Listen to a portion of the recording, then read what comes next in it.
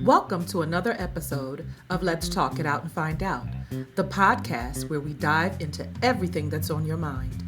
Join me, your host, Dee Lene, as we keep it real, casual, and explore today's trendiest topics. Whether you're looking for solutions, insights, or just a little inspiration, this is the space where curiosity meets conversation.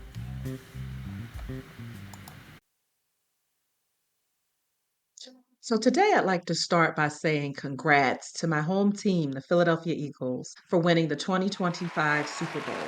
Their hard work has paid off, and now they can call themselves champions. We're real proud of y'all, and thanks for bringing that trophy home. Every year I have a mantra that I set for myself. And this year's mantra is reset, refocus, and restart.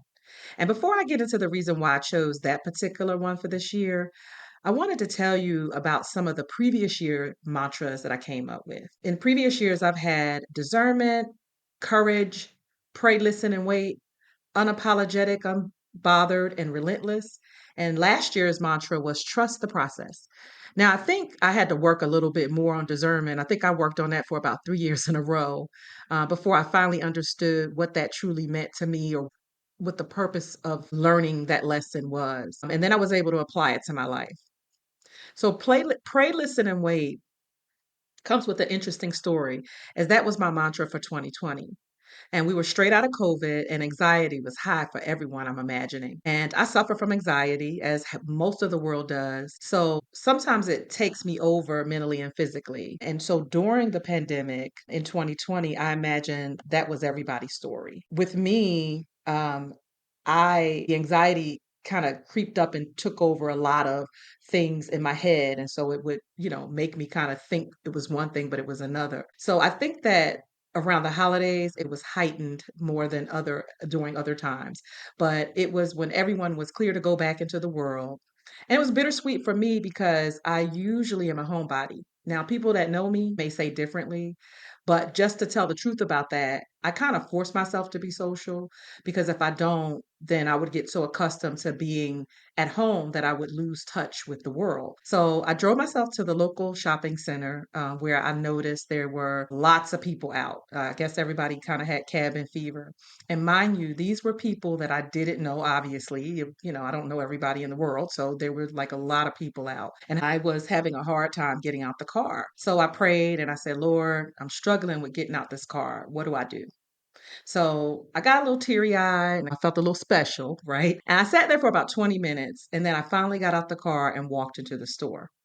Now, I still felt a great deal of anxiety, but I put my mask on and I walked into the store. And when I got into the store, and it was crowded because it was like the dollar store. Y'all know how the dollar store is. It's always crowded. Everybody trying to save a buck, and they got some good stuff in there. We can't lie. So I immediately spotted this woman, and she had writing on her mask. And most people have like those surgical masks, so you ain't really paying attention to the mask. But for some reason, my eyes kind of focused in on her mask. And on her mask, there were three words that were listed on her mask. The words were pray, listen, and wait. So normally I would not have been as moved by just three mere words written on a mask, but because I had just prayed 20 minutes prior to walking into the store, I was convinced that God was talking directly to me. And that was his way of communicating with me. So I realized at that time that those words were directly aimed at me. Then I was able to listen and clearly understand that my attention should be on those particular words. And so, after that time, I was interested to see what other things God needed me to hear. So I started listening more. And then I got to a point where I wasn't hearing anything. So I started to get a little discouraged. I thought to myself, maybe there's nothing else to hear, right? So one thing I know for sure about God is that he never leaves us hanging. So I kept listening. And then I remembered what the mask said, the woman that had the mask on, what the last word out of those three words, the last word said, wait. So I asked myself, how long do I have to wait? We always impatient when it comes to God doing stuff for us, but we have a hard time being obedient, but we're impatient when we ask for something. So I waited and I waited. This was like 2 years later, right? So I'm waiting and I'm like, God, I'm waiting for you to tell me something. And I felt like he wasn't answering my prayers at that time. And I've just kept remembering what he said. He said, wait. So I know that I needed to wait. And again, I needed to trust God's process. So I waited and I waited and I waited. And then frustration became my middle name. But nonetheless, I waited. But by the end of 2022, I finally heard God's voice on the issues that I was having. And I was very surprised to find out that He was talking to me the whole time. But I wasn't listening. And I thought I was listening. I thought I knew how to listen. But again, that was the last week's subtopic, listening, right? And the reason I was able to identify it was because I kept getting the same results for my problem. So I was like, something has to be wrong. So I started evaluating myself. And I thought I was handling things the right way. But when I meditated on it, I was able to see what God was really saying and then able to follow his instruction because I simply thought I knew the way and I knew the way that was better, but I didn't. And sometimes doing nothing solves the problem. When I say doing nothing, I don't mean not praying. Like you're praying, but you're waiting on him and you're not kind of leaning on your own understanding.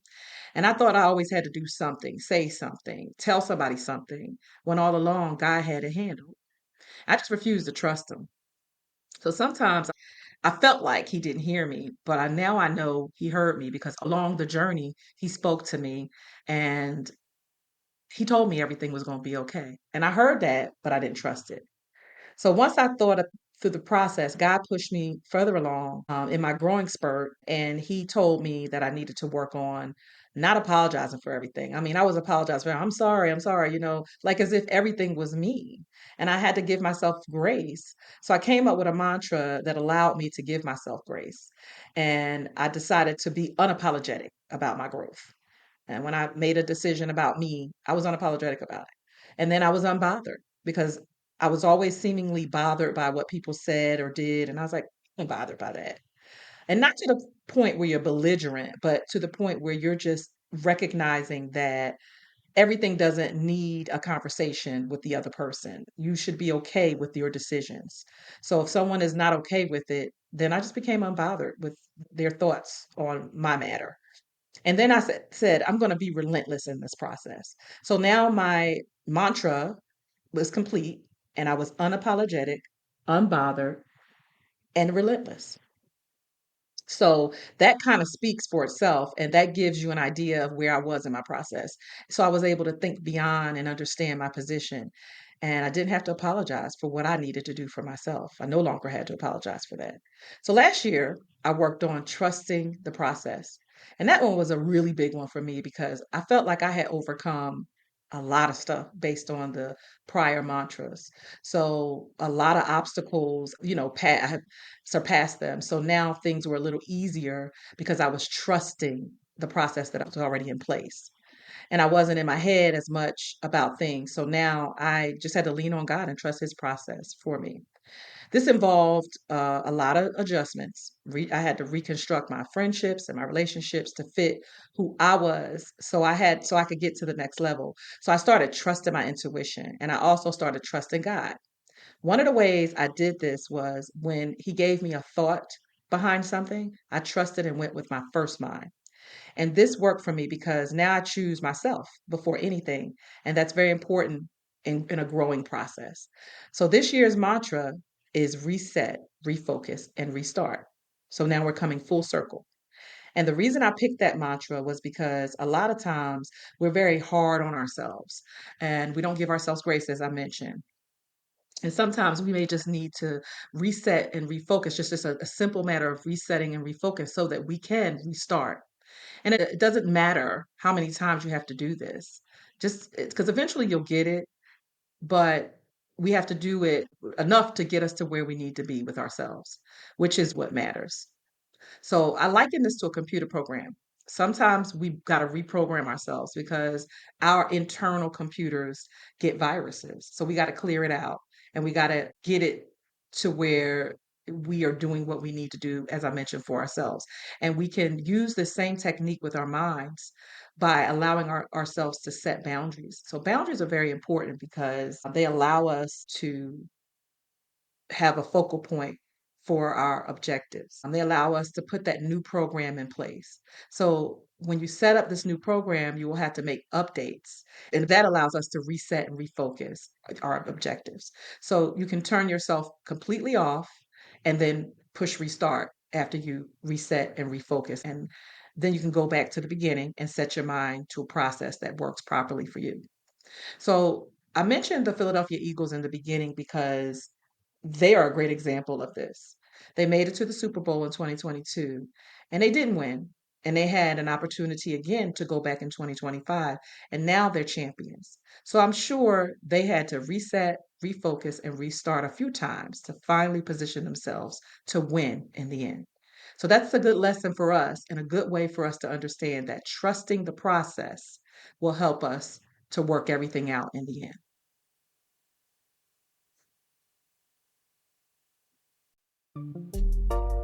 Thank you so much for tuning in. I hope you'll join me for my next episode, airing every Friday with fresh and exciting conversations. You can stream it on all major platforms, including Apple, YouTube, Spotify, Amazon, iHeartRadio, and more. I love to hear your thoughts and suggestions on topics you'd like to discuss, so feel free to reach out. I'm looking forward to you joining the conversation next week. Be sure to hit the follow button to join the conversation weekly.